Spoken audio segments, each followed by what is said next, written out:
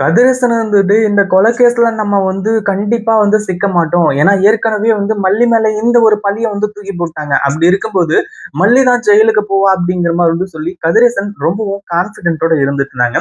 அதாவது அவரு செஞ்ச கொலைய அப்படியே மறைச்சிடலாம் அப்படிங்கிற மாரி சொல்லி. ஆனா உண்மையிலேயே மறைக்க முடிஞ்சதா அப்படின்னு கேட்டீங்கன்னா, கண்டிப்பா கிடையாது.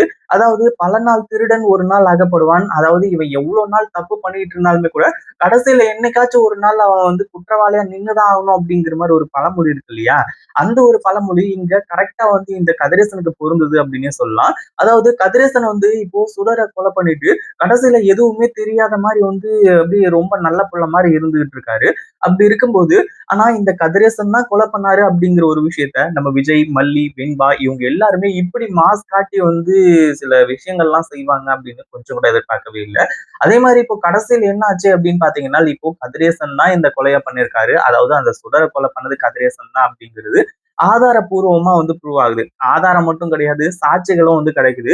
ஏன்னா ஏற்கனவே கதிரேசன் ஒரு 3 ரவுடிங்க கிட்ட பேசிக்கிட்டு இருந்தத நம்ம விஜய் பார்த்தாரு. அப்படி இருக்கும்போது, ஏற்கனவே இந்த கேஸ்ல எங்கிருந்து என்னத்தடா விட்டோம், எப்படிடா இந்த சுடரோட கொலை கேஸ்ல சுடர் உண்மையிலேயே இப்போ எப்படி இறந்தா அப்படிங்கிற ஒரு விஷயத்த அவங்க கண்டுபிடிக்கணும் அப்படிங்கிற மாதிரி நினைச்சிட்டு இருந்தாங்க. அப்படி இருக்கும்போது விஜய்க்கு, மல்லிக்கு இது எல்லாமே இந்த கதிரேசன் செஞ்ச ஒரு செயல் ஒரு மிகப்பெரிய வரம் மாதிரி இருந்துச்சு.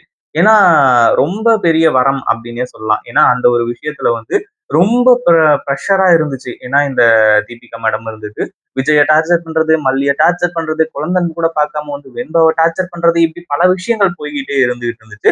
ஆனா கடைசியில ஒரு நாள் திருட மாட்டுவான் இல்லையா? அந்த மாதிரி இப்போ இந்த கதிரேசன் மாட்டிக்கிட்டான். அதுவும் இல்லாம நம்ம விஜயும் அடுத்ததா நம்ம மல்லி இவங்களுக்கு ஒரு டவுட் இருந்துச்சு. அதை கிளாரிஃபை பண்றதுக்காக தான் வெண்பாவும் மல்லியும் அங்க போனாங்க. அங்க போனதுக்கு அப்புறமா கிளாரிபிகேஷன் எல்லாமே அதாவது எல்லாமே கிரீன் கலர்ஸ்ங்களா மாற ஆரம்பிச்சிருது. ஏன்னா கிரீனா மாறினாதான் உண்மையிலேயே கதிரேசன் இந்த கொலையை பண்ணியிருக்காரு அப்படிங்கிற மாதிரி சொல்லி. ஏன்னா விஜய் போன்ல பேசி மிரட்டி இந்த மாதிரி நீ தான் சுடர கொலை பண்ணன்னு எனக்கு நல்லா தெரியும் அப்படின்ற மாதிரி சொல்லும்போது கதிரேசன் அதுல வலிக்கு விழுந்துட்டாரு, மாட்டிக்கிட்டாரு. அதுல சந்தேகம் கிடையாது. அதே மாதிரி விஜய், மல்லி இவங்க எல்லாருக்குமே இருந்த சந்தேகம் இப்போ கிளியர் ஆயிடுச்சு. ஏன்னா கதிரேசன் தான் இந்த கொலைய பண்ணியிருக்காரு. அதாவது ஆளுங்கள வச்சோ, இல்ல டைரக்ட்டா அவரே போயிட்டோ இத பண்ணியிருக்காரு அப்படிங்கிற ஒரு விஷயத்த நம்ம விஜயும், மல்லியும் கண்டுபிடிச்சாங்க. இதுக்கு மேல சும்மா விடுவாங்களா அப்படின்னு கேட்டீங்கன்னா, கண்டிப்பா கிடையவே கிடையாது அப்படின்னே சொல்லலாம். ஏன்னா கண்டிப்பா நம்ம விஜய்க்கும், மல்லிக்கும் இத்தனை நாள் தெரியாம இருந்துச்சு. இப்போ கண்ணு முன்னாடி அவங்களுக்கு குற்றவாளி யாரு அப்படிங்கிற ஒரு விஷயம் தெரியுது. பட் இருந்தாலும் எவிடன்ஸ் வேணும். முதல்ல கதிரேசன் தான் இந்த கொலைய பண்ணாரு அப்படிங்கிறதுக்கு நம்ம கிட்ட எந்த ஒரு எவிடன்ஸும் கிடையாது. அதே மாதிரி அந்த ரவுடிங்கள புடிச்சிட்டு விசாரிச்சா போதும். அதுக்கப்புறம் எல்லா உண்மையுமே தெரிஞ்சிரும் அப்படிங்கிற மாதிரி ஒரு பக்கம் இருக்கு. பட் இருந்தாலும் அந்த ரவுடிங்க எங்க இருக்காங்க, என்ன ஏது அப்படிங்கிறது தெரியாது. அதுக்காகவும் தான் இப்போ ஒரு மிகப்பெரிய ஸ்கெட்ச் போட்டாங்க. ஏன்னா இந்த கொலையில கதிரேசன் தான் சம்மந்தப்பட்டிருக்காரு அப்படிங்கிற ஒரு விஷயம் 3 பேருக்கு மட்டும் தான் தெரியும். அதாவது கதிரேசனோட பொண்ணான, அதாவது 2வது பொண்ணான இந்த நிஷாவுக்கு கூட தெரியாது. அப்படி இருக்கும்போது அந்த 3 ரவுடிங்களுக்கு மட்டும் தான் தெரியும். அவங்களையும் கூப்பிட்டு வச்சு பணத்தை செட்டில் பண்ணி இதுக்கப்புறம் பணம் எல்லாம் கேட்காதீங்க. அதே மாதிரி போலீஸ் கிட்டயும் போட்டு கொடுத்துறாதீங்க அப்படிங்கிற மாதிரி சொல்லி இந்த ஊரை விட்டு கொஞ்ச நாள் போக சொல்லியிருந்தாங்க. அப்படி இருக்கும்போது இப்போ புதுசா வந்திருக்கக்கூடிய ஆள் யாரு? ஒருவேளை அந்த 3 பேர்ல ஒரு ஆளா அப்படிங்கிற மாதிரி சொல்லி கதிரேசன் அந்த ரவுடிங்களுக்கு போன் பண்ணி இந்த மாதிரி உங்களை உடனடியா மீட் பண்ணோம். என்ன பண்ணி வச்சிருக்கீங்க நீங்க? அதுவும் இல்லாம எனக்கு இப்போ ஒருத்தன் ஃபோன் பண்ணி மிரட்டுறான். அப்படி இப்படிங்கிற மாரி சொல்றாங்க. அங்கதான் உண்மையிலே விஜய், மல்லி எல்லாமே கன்ஃபார்ம் பண்ணுது. கடைசியில இந்த ரவுடிங்கள பார்க்கறதுக்காக கதிரேசன் போனதுக்கு அப்புறம் தான் நம்ம விஜய், மல்லி இவங்க எல்லாருமே பிளான் பண்ணி கடைசியில தீபிகா மேடத்தையும் வச்சு இந்த கதிரேசன் அரெஸ்ட் பண்ண ஆரம்பிச்சுறாங்க.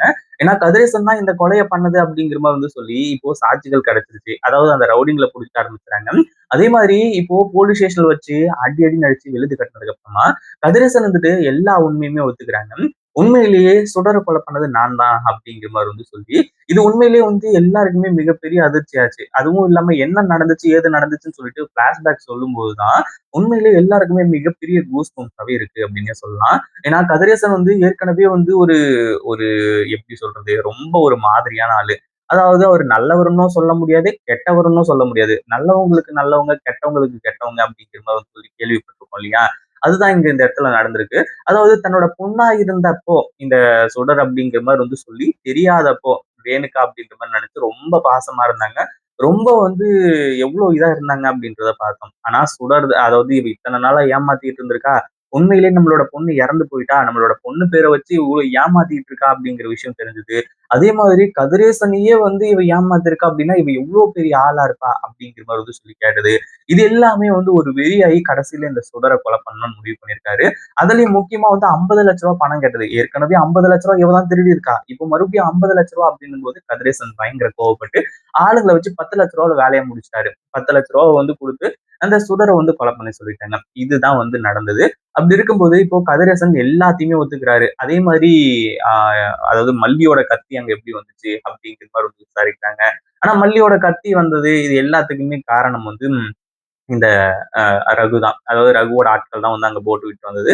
அப்படி இருக்கும்போது அடுத்தடுத்து எல்லா உண்மைகளுமே தெரிய வந்துருச்சு. இந்த கதிரேசன் வந்துட்டு பயங்கரமா கதறி அழுதுட்டு இருக்காரு. "ஐயய்யோ! என்ன விட்டுருங்க" அப்படிங்கிற மாரி வந்து சொல்லி. அதே மாரி உண்மைய ஒத்துக்கிட்டதுனால தண்டனை வந்து கொஞ்சம் குறைவா இருக்கும். பட் இருந்தாலும் தண்டனை வந்து கிடைக்கும். அதுல எந்த ஒரு சந்தேகமும் கிடையாது.